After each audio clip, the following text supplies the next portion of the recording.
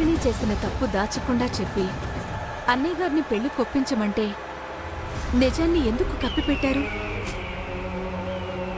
నేను చెప్పాలని ప్రయత్నించినా ఎందుకు మీరు అడ్డుపడ్డారు? ఎంత చెల్లెలి కుటుంబమే అయినా ఒక ఆడపిల్ల వేరే అబ్బాయితో తిరిగింది అన్న నిజం చెప్తే తట్టుకుంటారా? దిగజారి పెళ్లికి ఒప్పుకుంటారా? ఒకవేళ తర్వాత ఎప్పుడైనా తెలిస్తే సమస్యలు రావా? పెళ్లి పెటాకులైతే రోషిణి జీవితం నాశనం కాదా? నిజం ముందు చేదుగా ఉండొచ్చు, ఆ నిజాయితీ ఫలితం అమృతాన్నిస్తుంది. అబద్ధం ఇప్పుడు తీయగా ఉండొచ్చు, మోసం బయటపడితే జీవితంలో చేదు మిగులుతుంది.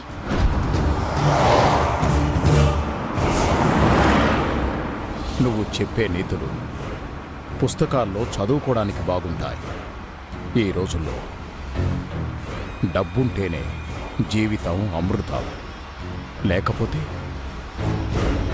బ్రతుకంతా విషం. నేనొక బిజినెస్ మ్యాన్ని. సపోజ్ ఒక వెంచర్ వేస్తే దాంట్లో 4-5 వాస్తు దోషం ఉన్న ఫ్లాట్సే ఉంటాయి. ఆ నిజం కస్టమర్స్కి చెప్తే మనం తల మీద గుడ్డ వేసుకోవాల్సి వస్తుంది. ప్రోడక్ట్స్లో కూడా కొన్ని నాసిరకం ఉంటాయి. మాయమాటలు చెప్పి ప్రోడక్ట్స్ అంటగట్టినట్టు సెంటిమెంటుతో 4 మాటలు చెప్పి మన అమ్మాయిని కట్టబెడుతున్నాను.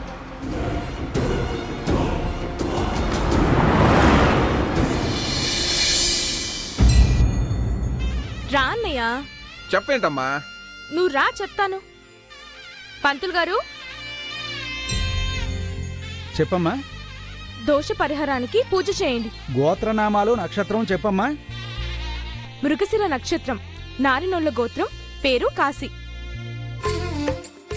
చెప్పాల్సింది నీ పేరు కదమ్మా, నా పేరు చెప్తావేటి? పంతులు గారు, ఇంకొకరి పేరు కూడా చెప్తాను. 2 పేర్ల మీద పూజ చేయండి. చెప్పమ్మా. పసుపుల గోత్రం, భరణి నక్షత్రం, పేరు రోషిణి. శ్రీరామ. మంత్రులు గారు రాగండి. నా పేరు రోషిని పేరు కలిపి చెప్తున్నావు ఏంటమ్మా? మీరు పూజ చేయండి, మేము ప్రదక్షిణలు చేసేస్తాం. అలాగేనమ్మా. నారాయణ గోత్రోద్భవ. మీనాక్షి ఆగుమ్మా, అడుగుతుంటే చెప్పకుండా ప్రదర్శనలు చేస్తావేంటి? మా ఇద్దరు పేరు మీద పరిహారం ఏంటి? గుళ్ళో కూడా నాట పట్టిస్తున్నావా?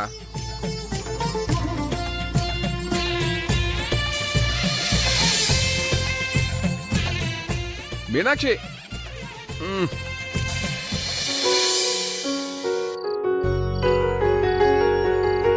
మీనాక్షి, మా ఇద్దరు పేర్ల మీద పూజ ఎందుకు చేయిస్తున్నావు చెప్పమ్మా. అమ్మ మీనాక్షి, చెప్పేంటమ్మా? అమ్మ మీనాక్షి,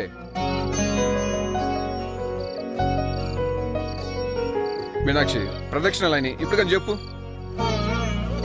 మాట్లాడుకుంటే దండం పెట్టుకో.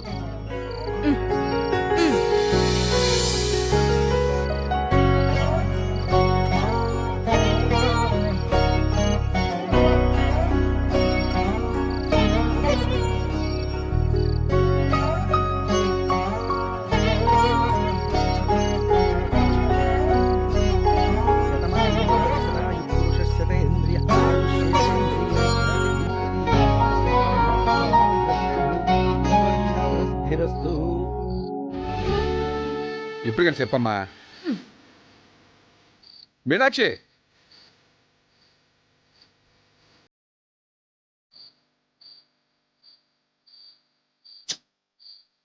పూజ ఎందుకు చేయించావు చెప్పమంటే ఇక్కడ వచ్చి కూర్చున్నావు ఏంటమ్మా? చెప్తాను, నిలుకోమంటావా? సరే నేను పోతున్నా. నీకు రోషినికి పెళ్లి కుదిరింది.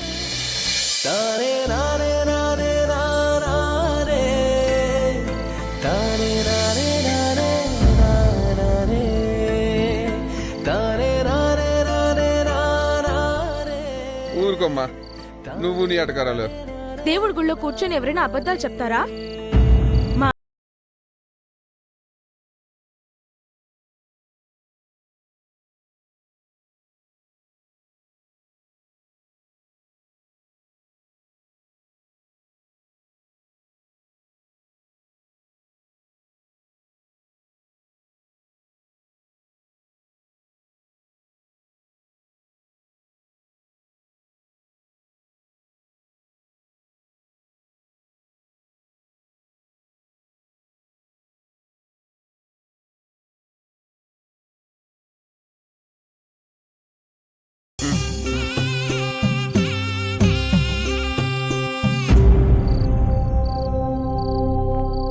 ఏంటన్నయ్య ఆలోచిస్తున్నావు?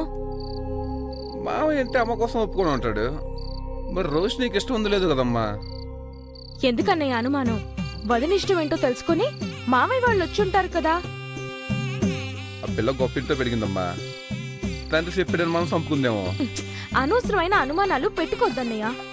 సరే, నీ సంతోషం కోసం నేనే వెళ్ళి వదినతో మాట్లాడొస్తాను, సరేనా?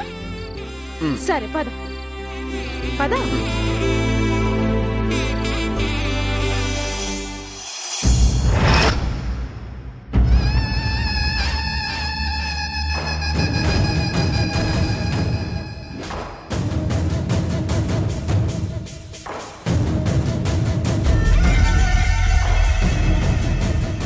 ఏమండి, కాఫీ?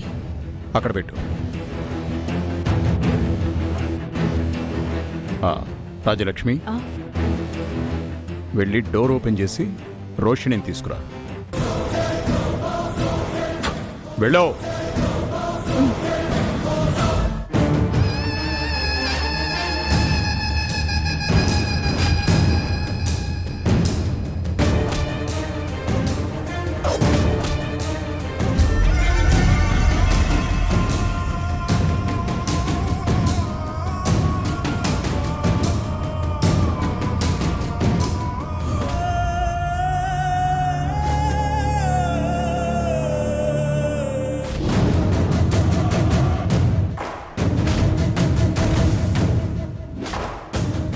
కన్న తండ్రి గారాబం చేసి కూతురుకు స్వేచ్ఛనిస్తే పరువు తీసే పనిచేసి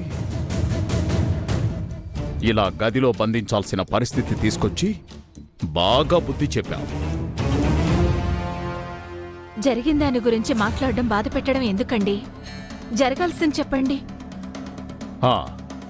తొందరగా పెళ్లి చేసుకోవాలని ఆరాటపడ్డావు కదా బేబీ. అందుకే ఆలస్యం చేయడం మంచిది కాదని నీ పెళ్లి రేపే ఫిక్స్ చేశాను. మీరు చెప్తే నేను తాళి కట్టించుకోవాలా? పెళ్లి పేరుతో మెడకి ఉరితాడు బిగించుకోవాలా?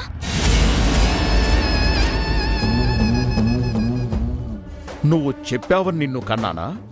నువ్వు అడిగావని గారాబం చేశానా?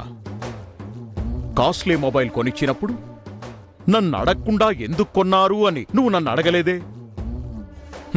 సంతోషంగా తీసుకున్నా. నీకు సంబంధించి అన్ని విషయాల్లో సొంతంగా నిర్ణయం తీసుకున్న నాకు నీ పెళ్లి విషయంలో నిర్ణయం తీసుకునే హక్కు కూడా నాకుంది. హక్కు అనేది అభిమానంతో వస్తుంది డాడీ. నేను చెప్తే ఎందుకు వినదు అన్న మీ పెద్దరికమే నా మీద పెత్తనం చేయిస్తోంది. నాకు నచ్చిందే నేను చేస్తాను, కానీ మీ పెత్తనాన్ని నేను ఒప్పుకోను.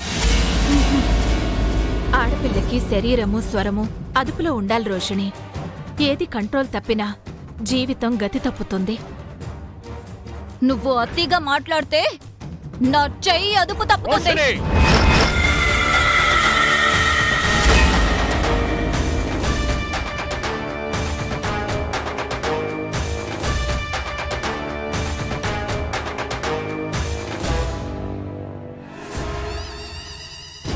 పెళ్లికి ముందు ఆడపిల్ల మీద చెయ్యి చేసుకోవడం మంచిది కాదని కొట్టట్లేదు. నీ మేనత్త కొడుకు కాశీతో రేపే నీ పెళ్లి. ఇందులో ఏ మార్పు లేదు. మన ఇంట్లో పని చేయడానికే పనోడి అంతస్తు గురించి ఆలోచించే మీరు కిరాణా కొట్టోడికి కన్న కూతుర్నిచ్చి పెళ్లి చేస్తారా? ఆ డ్రైవర్ గాడితో కలిసి నువ్వు తీసే పరువు కన్నా ఆ నూనె కంపే మర్యాద ఇస్తుంది. నేను కార్తీక్ ని మాత్రమే పెళ్లి చేసుకుంటాను. అవునా? అవును. ఓ సరే. కార్తీక్,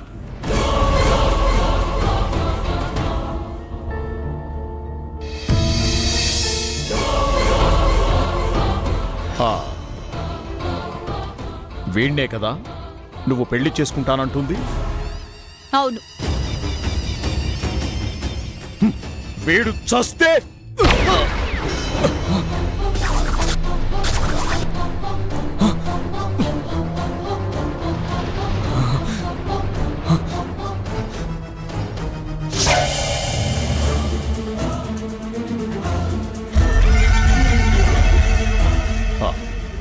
వినపడిందా?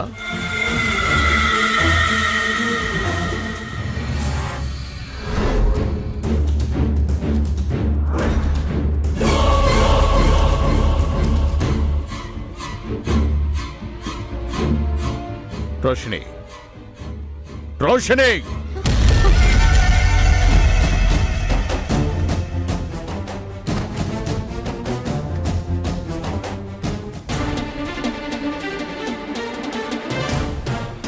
వినపడిందా?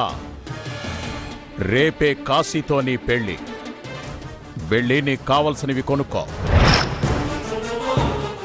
నీతో పాటు షాపింగ్కి మీ అమ్మ కూడా వస్తుంది. రాజ్యలక్ష్మి, బేబీని షాపింగ్కి తీసుకెళ్ళు.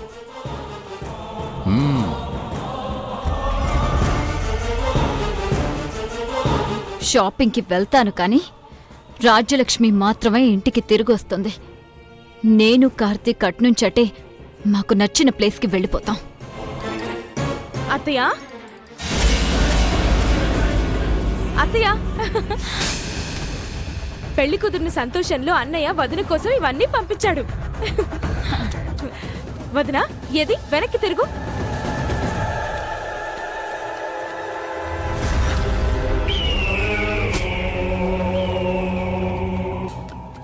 బొట్టు పెడతానుండు.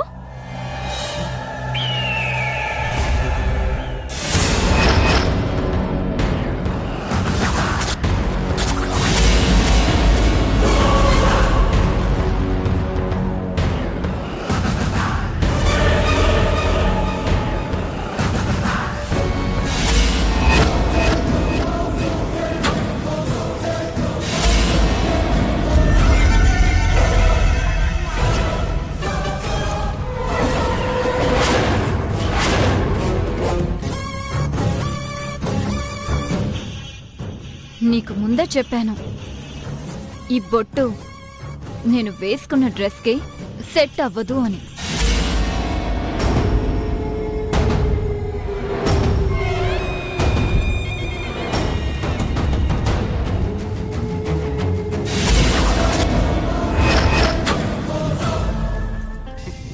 ఏంటి వదినా, మా అన్నయ్య అంటే నీకిష్టం లేదా? ఈ పూలంటే నాకిష్టం లేదు. ఇవి పెట్టుకుంటే తలనొప్పి వస్తుంది. కానీ ఆ పూలంటే మా అన్నయ్యకి చాలా ఇష్టం. పెళ్ళయ్యాక మొగుడిష్టమే పెళ్ళామిష్టం అవ్వాలి కదా. అలా అని ప్రతి కష్టాన్ని భరించాలా? తలభారాన్ని మోయాలా? సీతమ్మ వారు రాముడు వెనకాలే వనవాసానికి వెళ్ళింది అడవంటే ఇష్టమని కాదు వదినా. ఎంత కష్టమైనా భర్తలో తను సగ భాగమని. ఇది కలియుగం.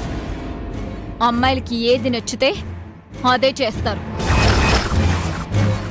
అందుకే చాలా పెళ్లిళ్ళు పెటాకులవుతున్నాయి. ఆ కాలంలో భార్యలు భర్తలకు అనుగుణంగా నడుచుకొని దేవతలయ్యారు. ఈ కాలం అమ్మాయిలు తమకి నచ్చినట్టే చేస్తున్నారు కాబట్టి జీవితంలో చాలా కాలం పుట్టింట్లో ఉంటున్నారు. కాలాలు మారినట్టే అమ్మాయిలు కూడా మారారు. ఇష్టం లేకపోయినా తల వంచకుండా నచ్చలేదని చెప్తున్నారు. ఇంతకీ మా అన్నయ్య నచ్చాడా లేదా?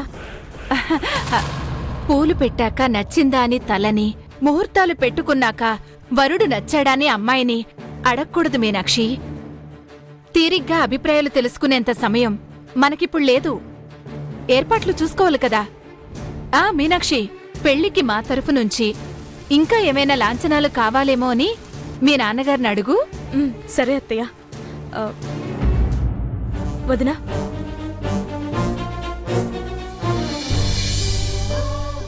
ఈసారి నుంచి దీనికి నప్పే బట్టలే వేసుకో. ఎందుకంటే అన్నయ్యకి అలా ఉంటేనే ఇష్టం. వెళ్ళొస్తాను అత్తయ్య. అలాగే.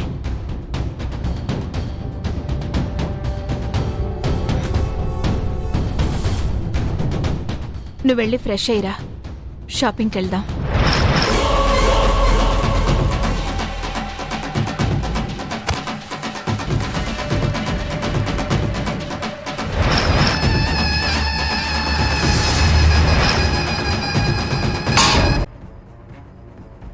నీ పరువు కాపాడుకోవడానికి నువ్వెంతకైనా తెగిస్తావని నాకు తెలుసు డాడీ.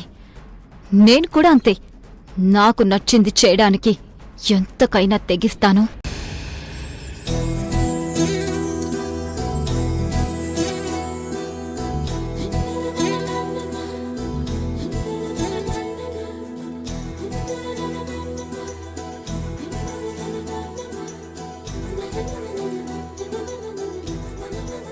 అన్నయ్య, ఎప్పుడు మాసిపోయిన గడ్డంతో తిరిగేవాడివి, ఏంటిప్పుడు కొత్తగా కనిపిస్తున్నావు?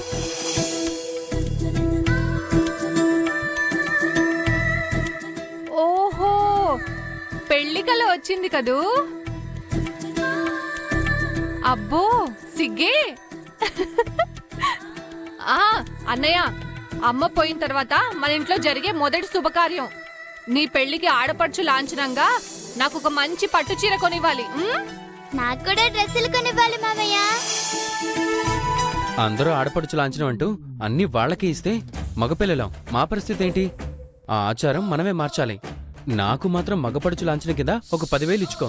రే గణేష్, చదివిస్తే ఉన్నమతి పోయిందని మగపడిచేంట్రా?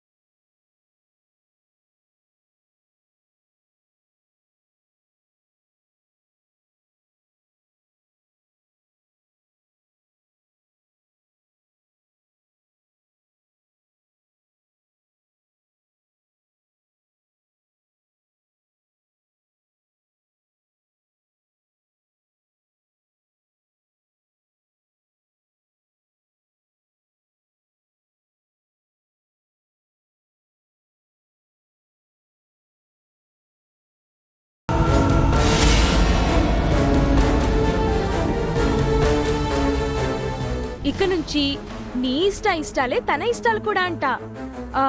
మరి నీ ఇష్టం ఏంటి వదినా అని అడిగితే కాశీబావా ఆయన ఇష్టాలే నా ఇష్టాలు అని చెప్పింది. చదువుకున్న పొగరు, డబ్బుందన్న అహంకారం వదినకి అస్సలు లేవు. ఏంటన్నయ్య, వదినకి నువ్వంటే చాలా ఇష్టం అని చెప్తే ఎగిరి గంతేస్తావనుకుంటే ఇంత నీరసంగా ఉన్నావేంటి? అయినా రేపే నీ పెళ్లి కొడుకంటే ఎంత హుషారుగా ఉండాలి. ఊరుకో మీనాక్షి, నా సంతోషం కోసం నువ్వు ఏదేదో చెప్తున్నావు. అయ్యో నిజం అన్నయ్య.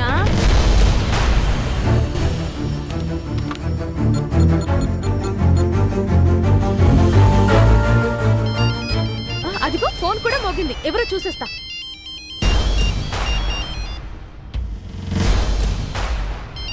అన్నయ్య చూడు, అన్నారో లేదు, అత్తయ్య ఫోన్ చేసింది. అత్తయ్య, రేపే పెళ్లి, అస్సలు టైం లేదు. పెళ్లి కొడుకు పెళ్లి కూతురికి ముహూర్తం బట్టలు కొనాలి. మిగతా బట్టలు, కొన్ని నగలు కూడా షాపింగ్ చేయాలి. అల్లుడికి ఏమిష్టమో తెలియదు కదా, కాబట్టి మీ మామయ్య కాశ్యం తీసుకుని వెళ్లి కొనిపెట్టండి అని చెప్పారు. నువ్వు మీ అన్నయ్య వెంటనే బయలుదేరి వచ్చేయండి. ఇందాక నువ్వు వచ్చినప్పుడే చెప్దామనుకున్నాను, మాటల్లో పడి మర్చిపోయాను. తొందరగా బయలుదేరండి. ఇప్పుడే వచ్చేస్తాం అత్తయ్య.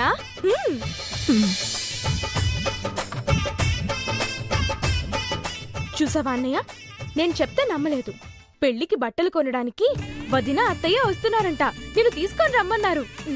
ఇప్పుడు సంతోషమేగా, నవ్వాలి, నవ్వు. సరే వెళ్ళి బట్టలు మార్చుకోనరా, వెళ్ళు. అమ్మా మీనాక్షి, ఏం నాన్నా?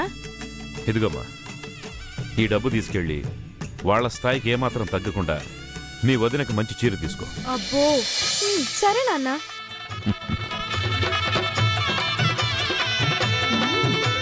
అన్నయ్య త్వరగా రా.